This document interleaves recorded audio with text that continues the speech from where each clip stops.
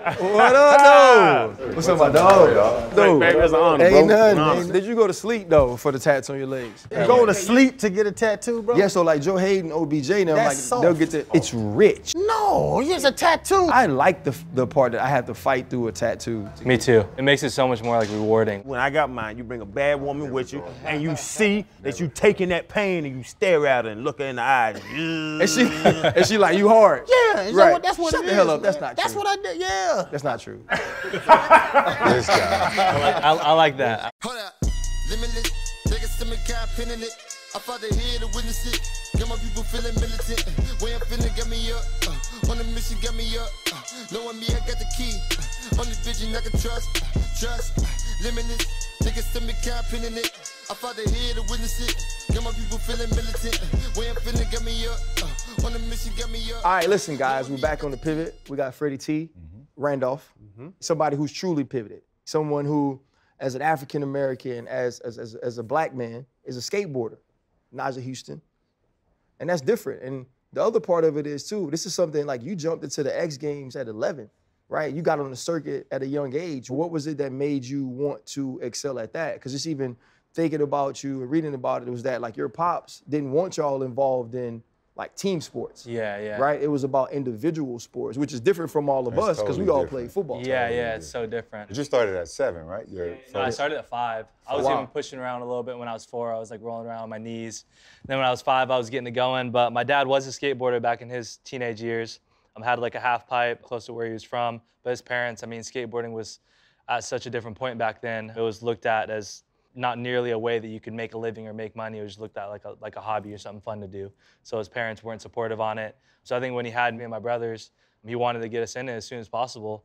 And I think the main reason why I excelled so fast was just that that pure love for the craft and the art of skateboarding, because it is so much more than a sport, and it's actually just starting to get looked at more as a sport lately, with it making to Olympics and stuff like that. So when you look at skateboarding, you keep, and we keep saying, obviously it is a sport. Yeah. Like, what is the thought on being a skateboarder in the sense of athleticism and being an athlete?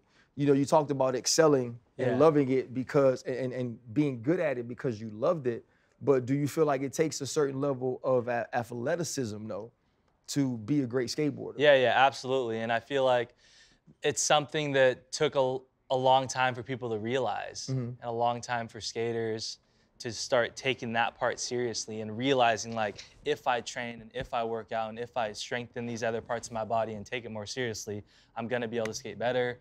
I'm gonna be able to skate for a much longer time. And I mean, us skateboarders, we take a beating basically every time. Yeah, listen, dog, I'm gonna be honest, bro. Like, we all play football, and you know what I'm saying? Like, I understand that. Like, I understand the physicality that's involved in football. I'm gonna put these pads on, I'm gonna try to split you in half, it is what it is. The things that you guys have to endure, the type of injuries, right? The type of collisions, the falling and all those things, like it is different. How do you kind of, in your mind, understand those things and embrace them in order to be great? Is it a skateboarder's code to not show pain? Yeah. I've seen a ton of your videos. I've watched you skate. You don't flinch.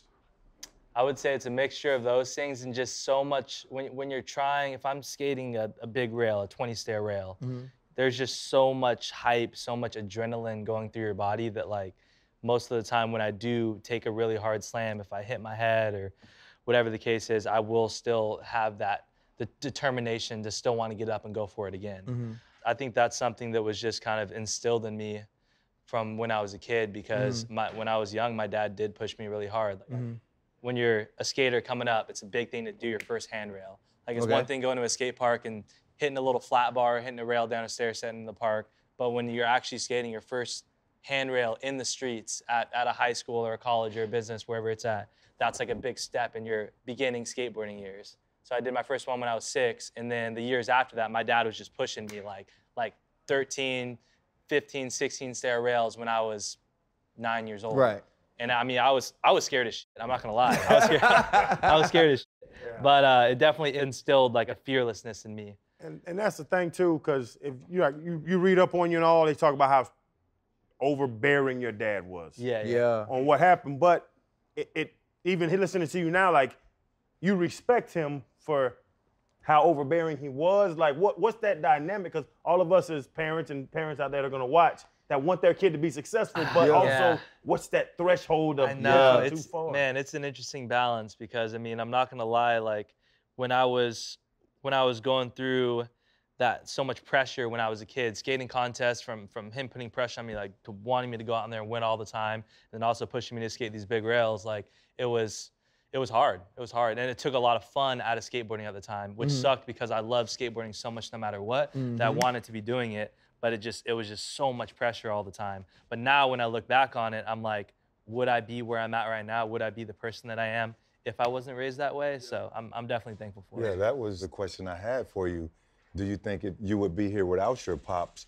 But being that he was so hard on you, at what age would you just go out there and do it on your own? Because when you do it on your own, that's when you crossed into being passionate and, you know, wanting it yourself, not having to have somebody in your back pocket to say, hey, let me kick your ass and you gotta go do it. That's the most confusing part where I haven't talked to my dad in a lot of years now, but if I were to talk to him again, that would be one thing I would want to ask him about is like, why did you feel the need to push me so hard when you saw how much I loved it anyways? Right. Like I was literally the type of kid where I woke up, I had a little setup in my backyard, woke up at like 7, 8 a.m., homeschooled, did like actually even before I even did my homework, I would go out in the backyard before I ate anything, skate for like an hour or two. My mom would have to beg me to come inside, eat my food, do my homework, skate all day. And I would literally be in my garage in like a small little square space in my garage doing hundreds of kickflips over and over. And my mom would have to beg me to come inside and eat dinner. Like that's just how I was as a person. You mentioned not talking to your pops, but listening to you speak of him with reverence. You speak of him with respect. Yeah. Like, what is that relationship like, and why don't y'all speak? Man, it's a complicated one. But to put it simply, I think it was really him trying to hold on to my skateboarding career and him being my manager and just my guy in skateboarding for as long as possible, and then letting that get in front of and be more important than just having a relationship with me and my other siblings. How long has it been since you spoke to him? Like 7, 8 years. Dang. Yeah, it's been a minute. Do you think he looks at his skating career and looks at how good you were going to be? Do you think he pushed you for that reason, to be great, because he wasn't as good as you were? Yeah. I think a lot of it was him being a strict person and a strict father in general, and then also wanting to see me be the best I could and push me hard. But yeah, I mean, it's a complicated situation. Like it's definitely confusing on how something like that can mean so much to someone that they would allow it to like mess up the relationship with myself and my other brothers and my sister. You know, it's confusing. And so in growing up, you spent time here, time in Puerto Rico as well, right? Yeah. And then eventually you left there. What was growing up like, kind of having those dynamics and your mom say, okay, nah, like I think this is the best decision for us? Oh man, interesting childhood. Very, very like interesting. It's just crazy, you know what I mean? Yeah. I never went to normal school a day in my life. Was it always like you never went to normal school because you were always going to be a skateboarder? Was like that the thought, or it was just they wanted to homeschool their kids? No, even more than that. My dad was a Rasta. My dad was a true Rasta. Okay. I mean, I totally back that lifestyle. I think it's a really natural, healthy, positive way of living. Okay. But I do think there are certain people that can kind of take it too far and kind of become judgmental on people that live normal lives. That don't live that way. Yeah. Right. So he never wanted us to go to normal school. He never wanted us to really like be kicking it with kids that were doing normal things. You know, never went to the movies once as a kid. Never was able to like watch normal cartoons or TV shows. Was it just like a total disassociation or distancing from the world? I guess mainstream. Yeah. World. Like you can't watch a cartoon, bro. Yeah. It was basically just trying to keep us like as secluded and like just under his wing as much as he could. And I mean, when I look back on it now, I think it was a sick way to be raised, you know. But when I was a kid, I was like if I could just go to school one day and just like be a normal kid just for a day, like that should be tight. So you saying now when you look back on it, you think it's dope that you were raised that way? Or is it kind of like, I feel like it would have been different had I been normalized, I guess, would be the. Yeah. I mean, first off, I don't think I would be where I'm at if I wasn't raised that way. Okay. In a very like disciplined, strict way, and I think that had a lot to do with transferring over to my skating and how much dedication I had to go out there and practice all the time. I mean, yeah, I missed out on a lot of fun when I was a kid, but I've made up for it the past few years. I bet you. It's all good. It's all I good. bet you have. Like Yeah. dating and all that, like you didn't. I always got to get the women because that's my. I like That's what you do. So ask him. Like, when did that dictatorship stop Yeah, as a part of your life? When I was 15, that was like 14, into 14, 15, my parents got divorced. My mom got custody of us because I hadn't seen my mom in a long time. Oh, wow. And yeah, that was when I could start kind of being my own person. Started getting my own friends, you know, hanging out with some girls and just figuring out who I am as a person, you know? When did you How cut was the that? dreads off? That was a year after when I was 16. Okay. Really? And so was it a thing your pops wanted you to do with the hair, or yeah. Okay. I mean, it's the Rasta lifestyle? Because I'm not gonna lie, like they were sick to have, and it was such a big part of my personality and just myself as a skateboarder. But they were getting really long, so when I would skate, they would get in my face a lot. That's And a- it would, that- I mean, yeah. I was used to it, so I could still skate good. But it got to the point where I wanted to ask my dad and be like, dude, like I don't know what I'm gonna do about these things. Like, might have to switch this up and like cut him off soon. But he would have lost it. He would have lost it. Does it? He wouldn't have had that. Did they do anything to your balance? Freddie T. That's Freddie T. I want to know. That did is it? really crazy, bro. Like, what type of hair is it's gonna throw hair? him. It's gonna make like, it dude, it was a unbalanced. lot of hair, I don't though. trust guys on the football field. They got dreads hanging like you. That's why he was sorry. You know though. what I'm saying? That's why he couldn't I don't play. trust those type of guys on the football Like, field. you Yeah, but- sorry. No, this is For power, sure. like Samson. That's not power. It's This not is power. power. Yeah, No, it's not power. That's why. Okay. That's why I you ain't went. know. I'm not no roster, That's why- but you understand what I'm. That's no, why you went seriously. home early. I mean, first off, I don't think anyone on the football field's got dreads out there like that. Mine No, were your like dreads was crazy. thick, like Bob Yeah, Marley, thick. Oh, I got real you. Rasta dreads. Right. So what you're saying is Channing Dre is like cute, like it's like soft, like what he got. Nah, listen, Nyjah, look, this is a Or safe beautiful. space, bro. You can say beautiful if This- you like. Hey, bro, this is a safe space. So what you're saying is when you look at his dreads, those necessarily aren't the dreads that you're talking about. That's like some pretty boy. Yeah, it's a little softer, not Bati the boy. real Thank you. deal. Not Thank the real you. deal. Listen now. I let him say it. Your ass better not say nothing crazy now. I didn't say I nothing come crazy. across the table with that Channing. teal ass sweatshirt. First off, my Anyway. sweatshirt hard. ain't nobody scared of you. Can we get back to my question though? Freddie. This is a serious Did question. it throw his balance off? Yeah, let Man, him one of answer the best it. skaters in the world. Like, Something happened. He just said he didn't like. He got tired of the dreads. I mean, more than the balance, it was them just getting in my face all the time. If they would have probably gotten like 6 inches longer, then I would have started like rolling over them when I like landed off a trick and I'm like more bent down. So that was the real situation. But I mean, let's say I just had them again. I was used to it. I had them my whole life. Okay. So Right. it was cool at the time. But if I just threw those things on again, yeah, I probably So would that have first competition, after they were gone, you showed up to the park. Yeah, everyone was saying I lost my powers or could have lost my powers. Alright, so dog, but like, then I won my next contest though. So Right. So all so good. listen, bro. Let's be straight up. You're a good-looking dude. You skateboard. Ain't a lot of us skateboard. You live in LA. It's women everywhere. I know you party. What's it like being a young superstar, like in your world though? it's tight, man. It's Hell it's yeah, really it's tight. Yeah, it is. It is. Like you got a girl, you bounce around with girls. no. I haven't had a girlfriend for like 2 years now. Okay. She But dumped yeah. you? No, it was a mutual thing. Okay. Mutual, It yeah. was- It wasn't it's the right never time. mutual. Wasn't the It's- right time. nah, Wasn't the right that's time. always a lie. Wasn't the right time. It's never mutual, bro. Like it's never, you never get in the conversation like, you know what, babe? I don't think this working. And the other person goes, you know what, babe? I think you're right. No. That's not how it happened, fam. No, that's not how it happened. But we were just like, we were serious for a while, and then we were just on and off for a while. You know how that goes. So then it got to the point where it's like, what are we doing? You know, it's just not the right time yet. So what you doing now? I mean, listen, it's okay. Like, listen, dog. If you sit up here and you be like, nah, man, like, you know, I'm kind of running through them a little bit. It's not gonna change how they look at you because they already know you running through them. You know what I'm saying? So just be honest right now. Are you playing the field? Like, what you doing? This is what Channing normally does, and I don't know why he's being super nice to you. So I'm gonna Nice do guy, it. man. So I'm gonna do it, man. So like, what's like, dog? You got to be living the superstar Dirk Diggler life. Yeah, I mean, it's fun, you know? Gosh, I know I wanted it's to- fun. It's I'm fun. gonna live but- through you right now for the next 10 minutes, dog. Golly, I've been waiting for this. It's fun. I've had a lot of fun nights here, actually. This is my first time ever being here where it hasn't been going off, going crazy. But I mean, So yeah. like when it's done, you it's- go hit the phone and like make sure it's jumping by the time we leave? I'm chilling this month. I'm on my shit this month. So I've been sober all month. I've had a big New Year's in Arizona with a bunch of friends and just going sober all month. But next month we'll get back at it. My dog said he gonna jump it off for Black History Month. But he gonna appreciate this February.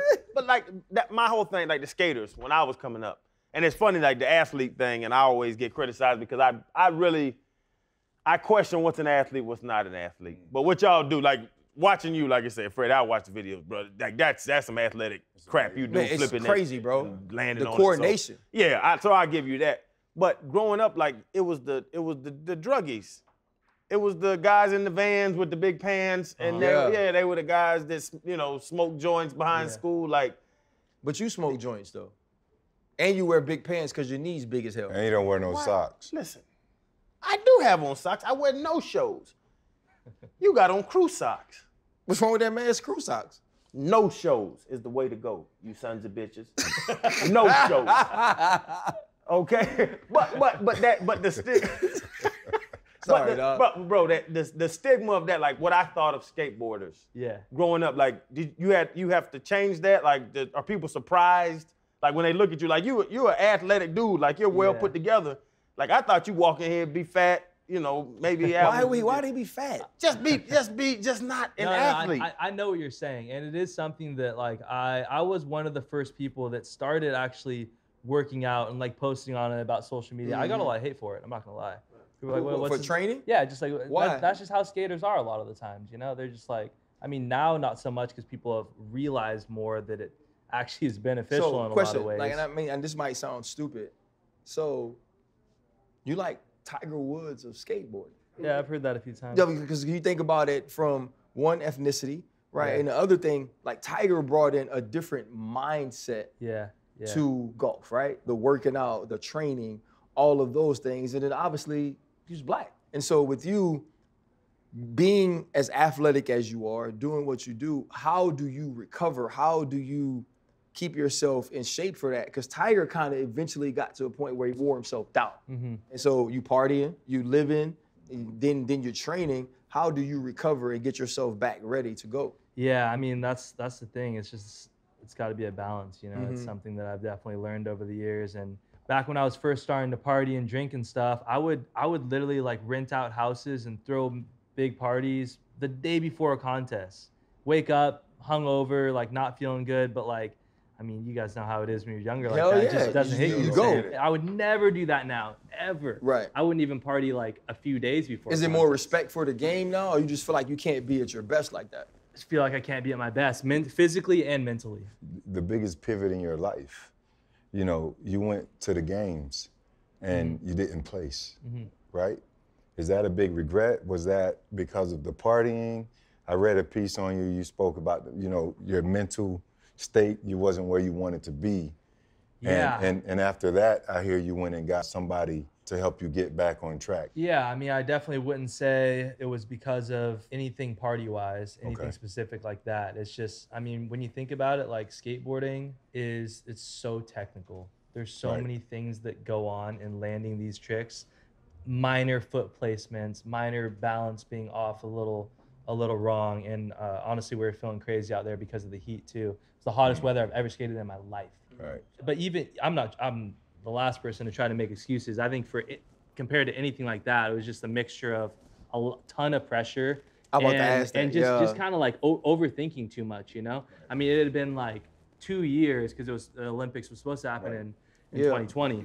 So it was just so much time to think about what was going to happen and how much pressure I have and how so many people expect me to win or place and do well.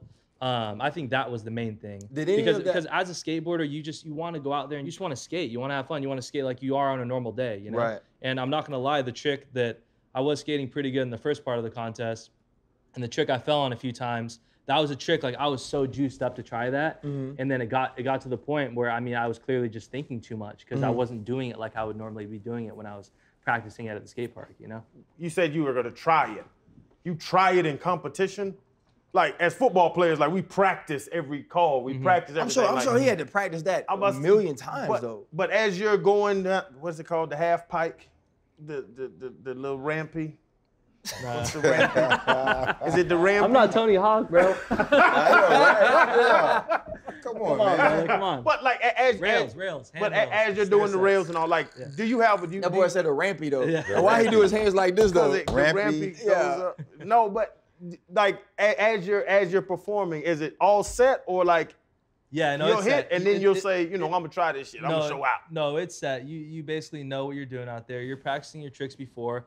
But I mean, skateboarding's dangerous. So like, I have my own That's private. why I ain't doing it, dog. It's dangerous. I don't do nothing dangerous, bro. Oh, yeah, I'm not gonna throw you out there and have you hit handrails, He's but soft. we can get you to learn a little kickflip or something, a little ollie. Shannon, I'm not soft. But no, the you ever story- watch Man, this jump? talking, you cut him off talking about you scared of the rampy. Bro, the things that this man does is different impressive. than anything we've ever done. Yes. When he's talking about these different tricks or these different moves, those aren't things that we're accustomed to. Like, he's comfortable with that. It would be different if he put a helmet on and try to do what we do. I think that's the same thing about what he does. The athleticism that he has and the understanding of that, but also the lack of fear of if I fall, if I fail, is different than what we got. And so, like, stop being stupid and just let me ask this man a question. Back to what I'm saying. So, but like when you talk about going into the games and being your Nike athlete, obviously you have other things that make people want to be associated with you. You're handsome, you're black. It's different in the world that you're in. The boy got his own shoes. But he ain't bring none, so I don't fool with him right now. I got you guys. Did you feel Yeah, like bro. was Let's talk it about that that. pressure too though? Was it the pressure of feeling like you're supposed to make it, you're supposed to win it as well? Yeah. I definitely felt a lot of that. I mean, I've always been the type of person that's put a lot of pressure on myself to win contests. I feel like that's a reason why I've been successful in winning a lot of contests. I mean, before that, I'd won a few championships in a row, a ton of X Games, and a lot of that just has to do with me being so competitive and me telling myself I have to go out there and win and do well. But I think, if anything, most of the pressure I felt compared to what I normally would just be from like representing America. Oh wow. Because that's like a next level of pressure. It's you know? like that's different. Like Yeah, it's I different. always say, like the Olympics and being an Olympian is a different thing based on like how you feel about representing your country. Yeah. You know, like we never had to deal with that. Like I can be honest, like, I didn't care what logo I had on my helmet. Like I was worried about the name on the back. It also goes back to the conversation we had with Micah Parsons, rookie sensation with the Dallas Dallas, right. Cowboys. He said, "We are stars. The playoffs in the NFL, you become legends." That was good. You know, and what you've done with the X Games, street skating, you're big, you're a star. Everyone loves you. Now when you're on another platform, the Olympics, it's time for them to recognize you as a legend. True statement. Now, Stand on that then podium. you become, when you stand on you become immortal. Yeah. So I can understand how those pressures can mount, Yeah. but And- I can't wait to see you back out there. Yeah, bro. yeah, and I mean to your point there. That's something that I've tried to kind of change my mindset on over the years, because when it comes down to it, I've been skating pro contests for 16 years now. Yeah. I've been winning them since I was 15. So I mean, I've had a very long, successful career. So sometimes I go out there and I feel like I'm just being too hard on myself instead, and it might help hold me back sometimes, instead of just like thinking of it like. I mean, when it comes down to it, skateboarding is a very young sport. So Most of the dudes winning out there, 19, 20, 21, and that's just the reality of it. So, I asked you earlier about being able to recover. We have somebody here that kind of helps you along with that. So I want to bring Sherveen in. Say his name loud. Say his name loud. I'm not Brian. saying his last name. I am very good at what I do, but I have limitations. Jaffaria. That's it. Faria. Yeah. That's fine. This is Sherveen. a fun conversation. Sherveen. I can say Sherveen. Sherveen, which means king of lions. King of Lions. Farsi. King of So, Lions. so when you The part you play in his recovery, in his career, how do you feel like that's helped him? Because I feel like in talking to him, I feel like he's the next level skateboarding athlete. Absolutely. Right? Like, they have guys that just go out and do it, dudes who've done it their whole lives, and then he's taking it to a next level. How do you help him in that? Beyond just the biochemistry and looking at the anatomy, it's a spiritual approach, in terms of lifestyle, emotional response systems, how he's dealing with pressure, how he's dealing with not having to force things and let things flow, because it's such a technical sport. Okay. And When one you say inch- force things, it's just in like the actual act of Pressure. skating or just life, period. everything. Okay. Yeah, because when he gets on that board, I mean, it's embodying his whole ecosystem, his inner consciousness of how he's approaching life. And I think that goes across the board with all sports and all people's careers. We all have a purpose in this life. He's obviously chose a purpose that is part of his karma, and he's here fulfilling it. You know, I see these things. It's just part of my upbringing. It's part of the tools that I've been given by whatever God source, and I'm able to tap into that and kind of just let it flow and bring assistance to it without trying to tell him what to do or get in the way with what he's doing. And how long y'all work together? I'd say it's coming up on 3 years. Okay. Is it 2.5, 3 years? Yep. Did you see a change like automatically? Did you see it like, you know, I know like Or feel it. feel it. Like is not everybody knows if you don't drink and party you're gonna feel better because course, it's not of stuff course, in your of course. system, but just like you're saying that holistic Positive side of everything, reinforcement. the positive energy. You feel that. Absolutely. And I feel like a lot of it just has to do with even just surrounding yourself with people that have that type of energy and mentality, you know, and just like good vibes like that. And I mean, I feel like something that's interesting though is like we work out, we take care of ourselves and stuff, but I've even expressed to him that sometimes I feel like when I'm overthinking a contest, let's say I tell myself, all right, there's a big contest coming up, I'm gonna be sober for a whole month, and I'm gonna really concentrate on this, I'm gonna practice every day. When I do that, I swear, I don't skate as good. So you're saying like when It's so when you annoying. change your It's life, happened when you to change me. your life to be better, Yeah. you don't skate as well? It's happened to me a few times now, and I think it just has Because to it's do not with your me comfort zone. thinking too much and being like, all right, I've been doing this the past month, so I'm supposed to be skating good. So it's just having that in my mind instead of just flowing But naturally. it goes back to you putting that pressure on yourself. Yeah. That's all it is. Yeah. You know, you want to put that pressure on yourself. I can tell you a quick story because I had a life coach, a mental coach, and what we always talk about is negative equals a positive, like math, right? Yep. What So happens like is 3 right, relax. take a left? You always look for positives in any negative situations, right? 100%. It's You all have to medicine. insert yourself like that. My old team, Jacksonville Jaguars, they hired a guy who just recently passed away, Trevor Mowat, and he worked a lot with a lot of guys around the league. Russell Wilson just had an amazing speech on YouTube talking about Trevor, and he changed my entire life. You know, not that I was, you know, down on myself, but I was just hard on myself. And I hated to get hurt. And I hated to do things the right way and get the results that I would get when I was doing things the wrong way, much like what you were saying. So I can understand how your mind can play tricks on you because you're overthinking and you're pressing, right? But it really goes back to you just being hard on yourself and you wanting to be great. And that's okay. You know, you just have to find that line and put, you know, that part over there and just take this part to the competition with you and you will excel. What was the conversation like after the Olympics? I mean, I didn't say anything to him after the Olympics. I wasn't going to say much to him. I sent him love, you know, like I do with any athlete that I work with or anybody in the business world or anyone.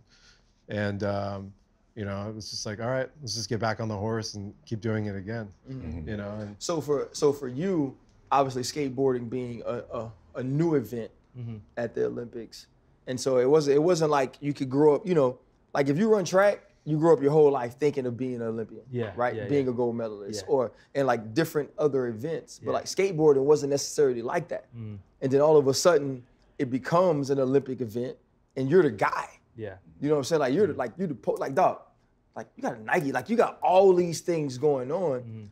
Is getting back there and kind of redeeming yourself, is that something that's important to you? Or are you kind of like, you know what, I'm just gonna live, it is what it is? I mean, do I want to make it to another one? And will I be hyped to be there and do my absolute best to do better this time? Yeah, absolutely. Okay. I'd be super hyped to make it to another one, and I think I definitely can. But as you were saying, we don't grow up as skaters and think like, oh, like this is the top. We're making it to the Olympics, and like now we're there. Like let's go. This means everything. It's absolutely not how skateboarding is. Okay. To me, and to, I think So it is skating, now. So skating, like what's your dream? Is it, because like for us, it's Super Bowls. If you don't really know about the other aspects of skateboarding and how important street skating is and the more culture lifestyle of it, then yeah, it can kind of seem that way to the public. I mean, that's something that I've been trying to educate more people on that don't know about skateboarding in interviews and stuff like this. Is like, there's so much more to skateboarding than contests in general and the Olympics. There's so much more to it than that. Like it seems almost like, and this is, I'm super elementary in this. It's almost like dudes being great mixtape rappers. Yeah. In the sense that it's more about the art, right? It's more about the culture of what we do necessarily outside of the accolades. Because winning the Olympics is for us. You know what I'm saying? Like if you're a gold medalist, we look at you different as a country, right? Like as a people, but necessarily within your own culture, it's different. Yeah. You know what I'm saying? Like the same way, like Lil Wayne's my favorite rapper of all time, right? And people say he hasn't had like the greatest commercial album. Yeah. And then I point to all the other stuff he's done because like that's the stuff I feel. It's a great analogy. You know? And so for you, culturally, for us, it's different. Like when we see you, I support and I love it because I see you. But everybody that does what you do won't. Yeah. You know what I mean? So how do you make what you've done transcend, and if there's another young African American like you, how do you make him say, you know what, I want to be that dude?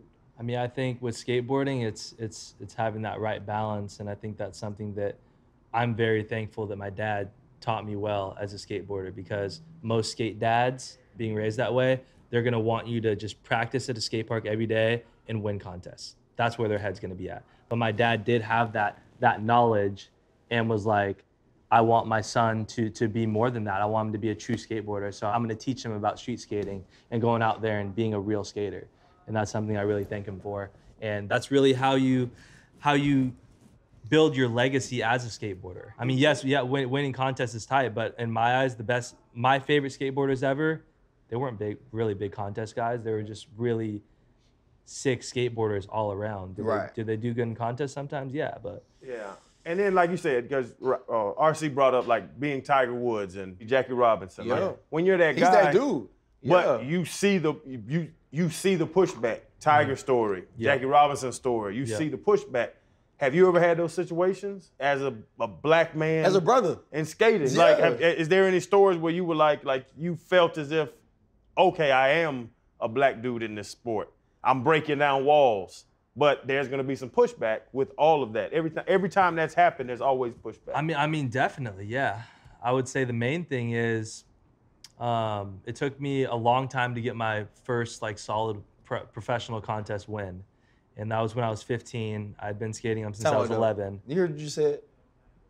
It took you a long time, and that was when I was 15. Yeah, but you were a child, bro. Yeah, but there was a few contests. I got so many second places throughout like 12, 13, 14. And I'm not gonna lie, like there was a couple times where like everyone thought I was gonna win. But I mean, I was a black kid out there skating with these long ass dreads. And a lot of people did know about my like kind of situation with my dad. He wasn't like the nicest dude in the skate industry. And I think a lot of the mixture of these things caused me for it to take a while. Like I really had to earn that. You know, like listening to him, it seems like he's trying to take a holistic approach to what skating is. You know, listen to him say, you know what, a month out, I'll stop drinking or I'll stop partying. What do you feel like you add to what he's doing to help him be the best athlete he could be? And I think it also transfers and leaks into other sports as well. So like, what is that thing you'd say, okay, this is what we need to focus on, here's how we need to work, that you give him that's different from other skateboarders? Yeah, that's a great question. I'm the master formulator for Symbiotica, so I make a lot of high-end nutraceutical products, very high-end supplementation. And he's been on these formulas for the last, how long, 2 years? Yeah, 2 years now. About 2 years.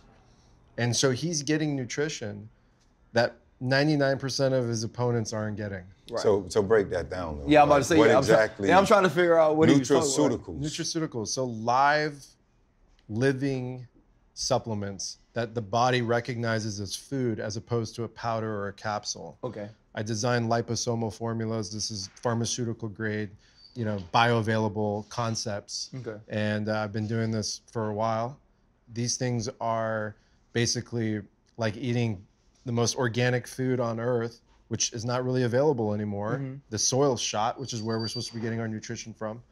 This is turning all of those nutritions into supplements. And he's been on them for 2 years. I have some other world #1 on this as well. And my entire network and our entire crew, we're all eating and taking care of ourselves to the highest ability. So the mind and body connection is perfect. Okay. So do you have to be vegan or? No, it's nothing. So you can. We're qualitarian. So I'm Explain a qualitarian. Explain qualitarian. I put quality in my body. I don't listen to isms. I don't get into the veganism. I don't get into this or that. I believe in putting what's best in my body based on information and discernment, not judgment, but based on information. And so we put in scientifically proven the highest level of octane into a world #1 athlete. Right. So he can rage, he can have the best time ever, and he can recover. So we can clean the blood. And so is it more like if Nyjah goes out, he comes to LA, right? Yeah. He living. Yeah, You know what yeah, I'm saying? This Black History Month, right? Yeah, We yeah. gonna live. So we're I'm coming gonna in hit there, him right? up. I'm gonna hit him up up. next month because Black History Month, we finna live. That's right. Right? It's Black History Month. He come down to LA. He lives. He comes back to see you on a Monday after a good weekend. What's that protocol like? Well, he's taking a lot of the nutrients going into his alcohol escapades. Right. And- So yeah, Monday yeah. through Friday, you like, dog, you finna go act stupid. So Yeah. I'm gonna take care of you. Yeah. We're getting him mineralized. We're getting the vitamins in him. We're also putting products in him that act as another kidney filtration or another liver filtration. So it takes the burden off his liver. Your liver governs your aptitude. The liver governs your anger. By the way, Channing, I have a missing piece of mine. Yeah, you need to give him some of that because Yeah, I heard you have a spleen issue. So this, No, there's have no one. spleen. you have no Yes, spleen. indoors, yeah. So the spleen is a fist-sized organ that sits under your left rib cage, and it's the only organ that's not hooked up to your entire GI tract. It's actually hooked up to your main artery and your blood vessels. So if you don't have a spleen, that means that you're not filtering blood properly, and that you're susceptible to red blood cell diseases and white blood cell diseases. So there's a lot of things that I can assist you with to make sure that you're ahead and above anything that can cause any kind of bacteria, staph infections. These things are permeating throughout our entire known universe. Right. And it's in the foods, it's in the water, and all these things. I take a very, very scientific, holistic approach to my lifestyle. That's dope, bro. And yeah, it's. Shut up. See, I'm in Florida, but I love all of this. Like, can you hook me up too? I got you. Yeah, you guys need the product. this is- they that's really dope. work. They really Yeah. work. So you feel like? Do you feel like you have what you do?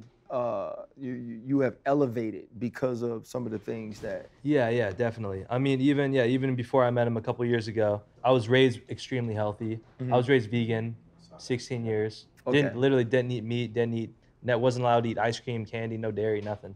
And this now, I is a mean, I'm sad kind of on his vibe, just like quality, healthy food. You know, Right. I do eat meat sometimes, but I'm not gonna go eat steak every day. You know. Right. grass-fed meat. But yeah, I mean, I really have noticed the difference, just like energy-wise, mind clarity. Right. When I'm at a contest or when I'm stressing on trying a big trick and just feeling like I'm there mentally. Right. And I mean, I think longevity, I'm sure, is one of the biggest things, and I want to be doing this as long as So like possible. when you look at Tony Hawk, like Tony Hawk's the guy. Like he had a game, and it's cool because he always posted things that like people say, oh, I thought I saw Tony Hawk, or I was talking to a guy that looked like Tony Hawk. Yeah. Like those things, you know. Do you think you can have that type of longevity and become that type of star? I do think it's possible, yeah. I do think it's possible. I mean, it's very different because Tony Hawk isn't a street skater. He's a vert skater, you know? Okay. And So that's a different thing than what. Yeah. Okay. Rampy, yeah. Rampy. Yeah. hey, check it. half pipe. Rampy. Vert ramp.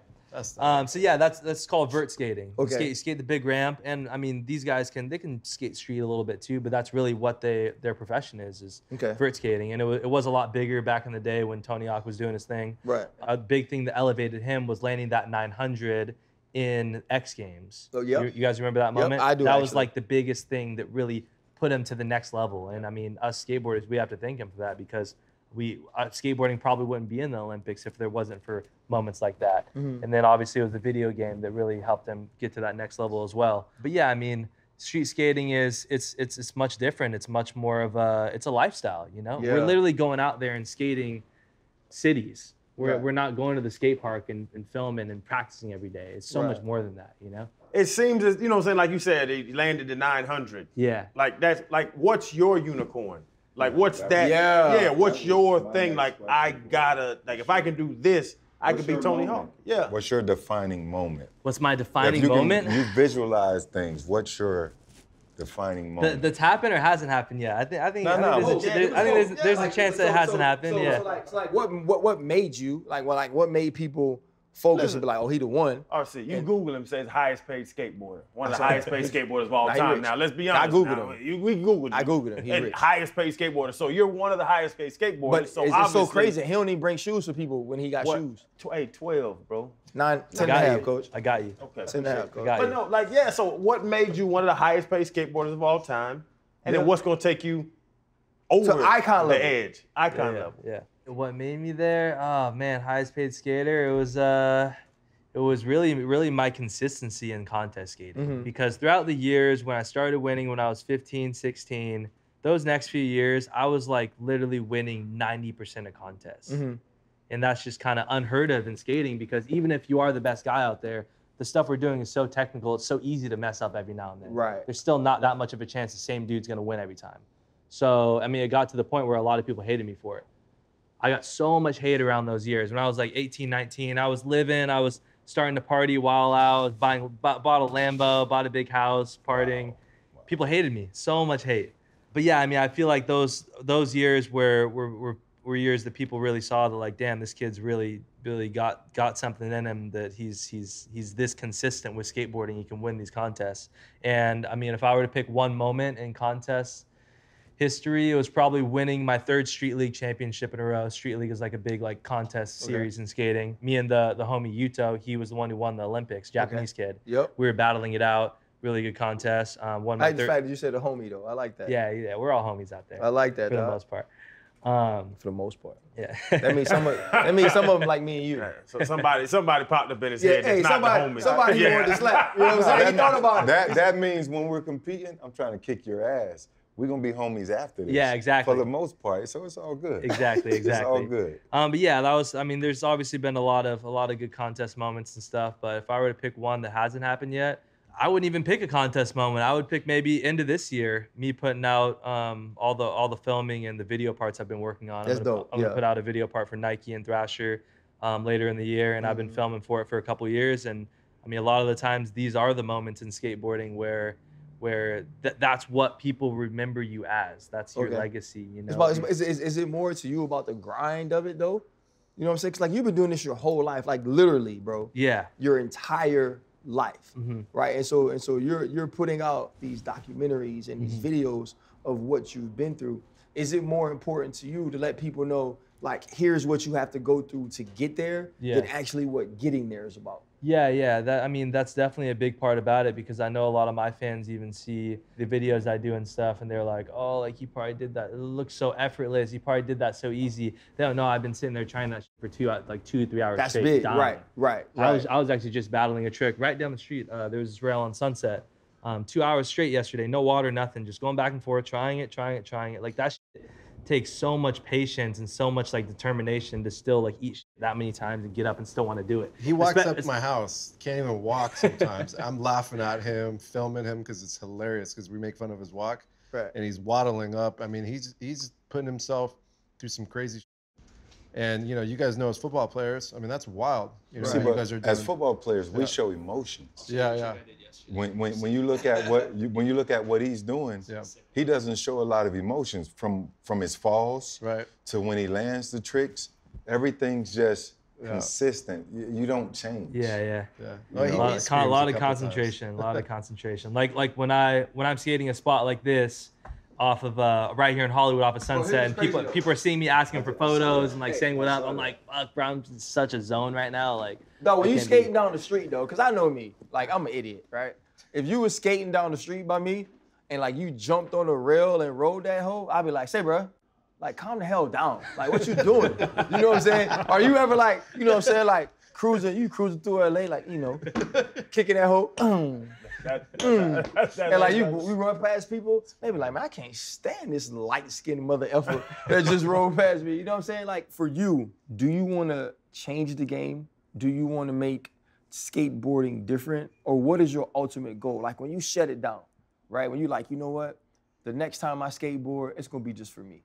Yeah. Like, it's not going to be, it's going to be about for the love. Yeah. When you shut it down, what do you want that legacy to be? Yeah, I mean, I'm not gonna lie, like, it's gotten to that point where I mean, that's really what it's turned into, is just doing it for myself, mainly because I've always wanted to grow outside of skateboarding and have a bigger reach and influence a lot of other people to want to skate and a lot of other kids to skate. And I feel like I have gotten to that level. Right. So I do think sometimes I'm out there just beating myself up, getting hurt in the streets, rolling around in the dirtiest spots in the middle of the hood somewhere. Like, we skate the most random spots.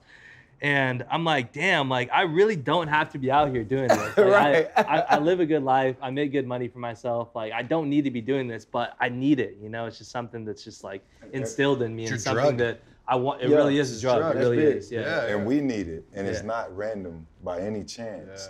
Yeah. You know, and we what we try and do is we always try and give back. We try to bring people from our demographic and our community into what we're doing, and we always keep it real, right?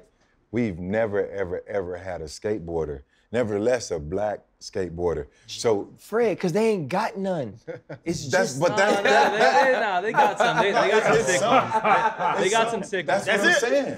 So this isn't random. For me, it's God. For me, God put you here, bro. Like 100%. We have a platform. You have an amazing platform, and it's really about giving back. So just to come and share and open up with us, man, for me, it's dope. No, it's been super dope. You continue to, I want to learn more. I want to see you grow. Yeah. You know what I'm saying? I want to see how you guys change the whole game. Yeah. You feel me? Evolution. So it's dope for me. So with that said, I ain't got no more questions. No, I love it. So it's a wrap. I know you're not drinking, right? So I know you're not drinking, right? But when February get around, and you representing for Black History Month, I'm gonna go and give you this. Put this Happy Dad in your fridge. Right? Happy Dad. You go take it. These are the boys right here. That's the boys, right? You take it, man. But dog, we appreciate you, man, coming through, man. It was all love, man. Thank you so much. Thank you so much. Respect. Really appreciate you. Yes, sir. Yes, sir. Yes, sir. Appreciate it. Yes, sir. Hold up, limitless. Niggas to me, got pin in it. I fought the head to witness it. Get my people feeling militant. Way I'm feeling, got me up. On the mission, got me up. Knowing me, I got the key. Only vision I can trust. Limitless. Niggas to me, got pin in it. I fought the head to witness it. Get my people feeling militant. Way I'm feeling, got me up. On the mission.